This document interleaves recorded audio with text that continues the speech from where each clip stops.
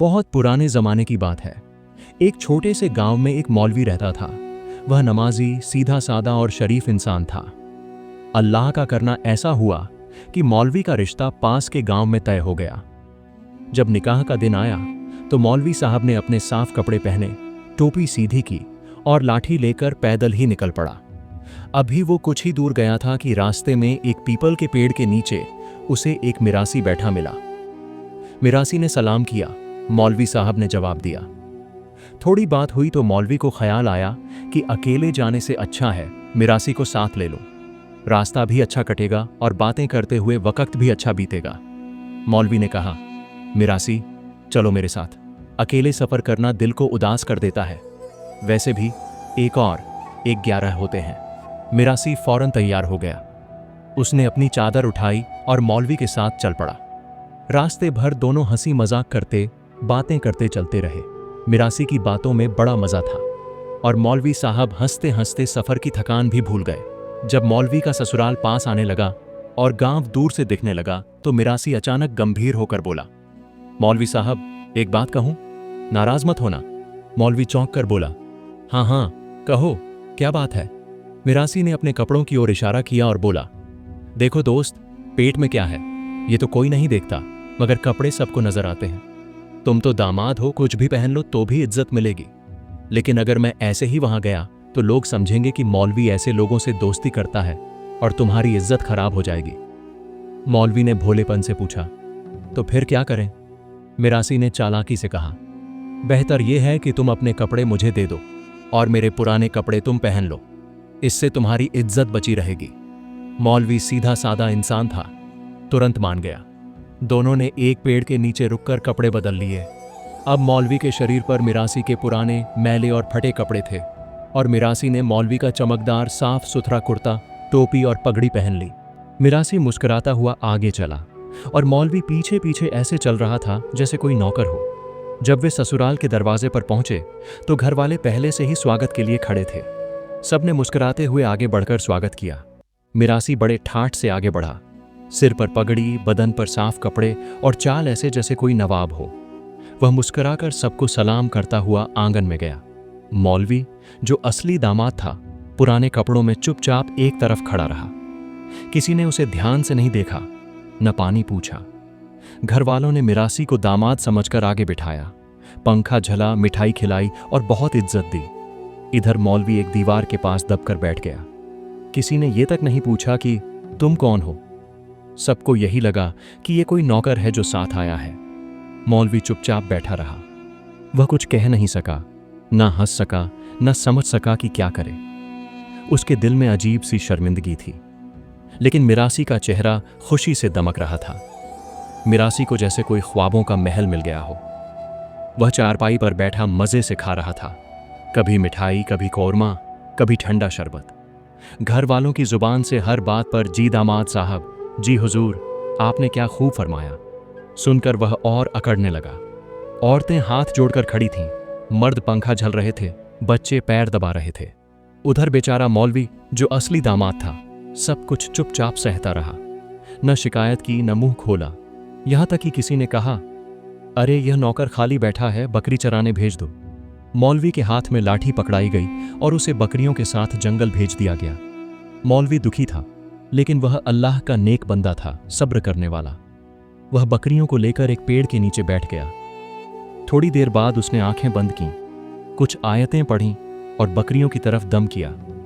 फिर धीरे से कहा, जुड़ जाओ तुम। सारी बकरियां एक साथ जुड़कर घास चरने लगीं। मौलवी आराम से बैठ गया, न कोई भागी न इधर उधर हुई।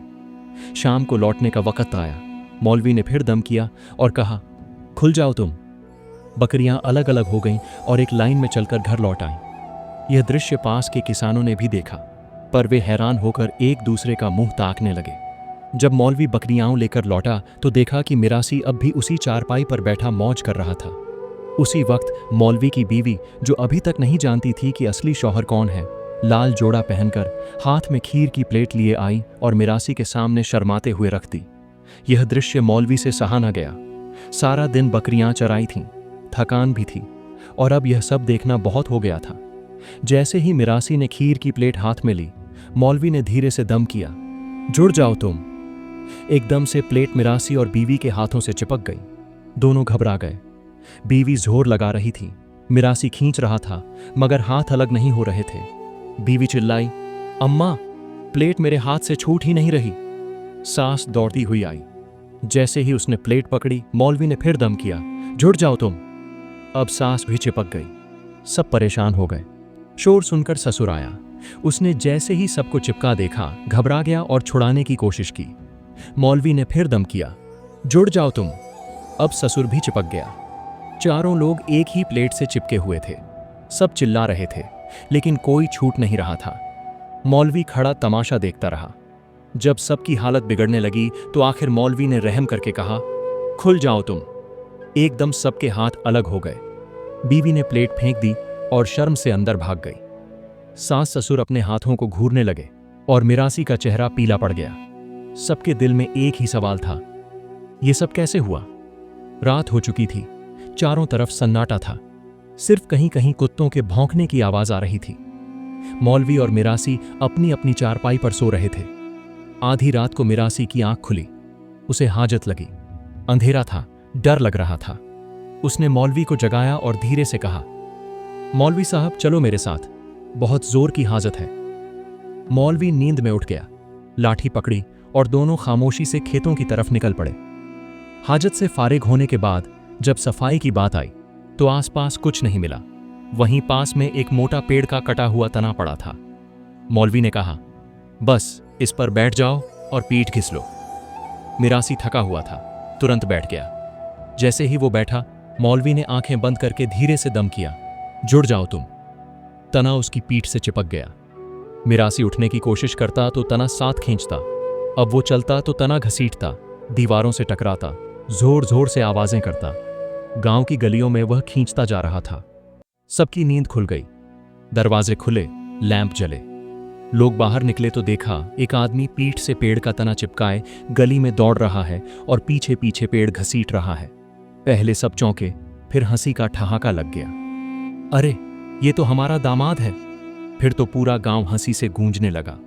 औरतें छत पर चढ़ गईं, दुपट्टा मुंह में दबा लिया। लोग जमीन पर लोटपोट हो गए। मिरासी शर्म से पानी पानी हो गया, लेकिन तना पीछा नहीं छोड़ रहा था। वो गांव में मौलवी के ससुराल के दरवाजे पर पहुंचा। दरवाजा खुला, ससुराल वाले बाहर आए और जैसे ही देखा, सबके होश उड़ गए। ये क्या तमाशा है?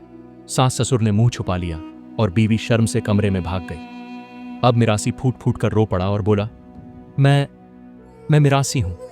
असली दामाद मौलवी है। मैंने सबको धोखा दिया था। सब हैरान रह गए। मौलवी आगे आया और बोला, हट जा। एकदम से पेड़ का तना उसकी पीठ से अलग हो गया। अब सब बदल गया।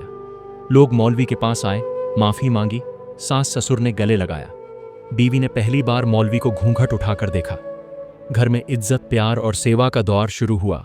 और मिरासी, वह चारपाई के एक कोने पर चुपचाप बैठा रहा। कोई उससे बात नहीं कर रहा था, पर मिरासी की फितरत न बदली। उसने सोचा, अब मेरी बारी है। अगली रात मौलवी चारपाई पर सो रहा था। उसे प्यास लगी। उसने आवाज दी, मिरासी, जरा पानी पिला दो। मिरासी ने एक गिलास पानी में साबुन मिलाया, झाग बनाई और वहीं मौलवी को दे दिया। मौलवी नींद में था, गिलास पे गिलास पी गया। कुछ देर बाद पेट में मरोड़ उठी। वह उठ बैठा, दर्द से तड़पने लगा। मिरासी ने सारा पानी बाहर फेंक दिया और एक खाली घड़ा लाकर बोला, इसी पर बैठ जाओ। मौलवी बैठ गया। घड़ा भर गया तो बोला, अब क्या करूं? मिरासी ने कहा, इसे सिर पर रखकर बाहर फेंक आओ, वरना बदबू फैल जाएगी। मौलवी डर गया, सिर पर घड़ा रखकर निकल पड़ा। मिरासी ने घर वालों को जगाया, तुम्हारा दामाद भाग रहा है। सब उसके पीछे दौड़े। मौलवी पकड़ा गया, घड़ा गिरा, सब पर गंदगी फैल गई। सुबह मौलवी को रुखसत किया गया, मगर सब हैरान थे। यह कहकर मौलवी अपनी नई नवेली दुल्हन के साथ चुपचाप आगे बढ़ गया। पीछे मिरासी धूप में खड़ा अपने सिर पर हाथ मारते हुए जोर जोर से हंस रहा था। वो आसमान की तरफ देखकर बोला, क्या दिन था, क्या तमाशा था। और इस तरह यह अजीब और मजेदार सफर, जिसमें शरारत भी थी, सादगी भी और सबक भी, खत्म हुआ। इस कहानी से हमें यह सीख मिलती है कि जिंदगी में अक्ल, होशियारी और सच्चाई का संतुलन बहुत जरूरी है। अंधा भरोसा और ज़रूरत से ज़्यादा सादगी कभी कभी इंसान को शर्मिंदगी और नुकसान की तरफ ले जाती है। हर रिश्ता और दोस्ती सोच समझकर निभानी चाहिए, क्योंकि हर मुस्कान के पीछे नेक इरादा हो, ये ज़रूरी नहीं।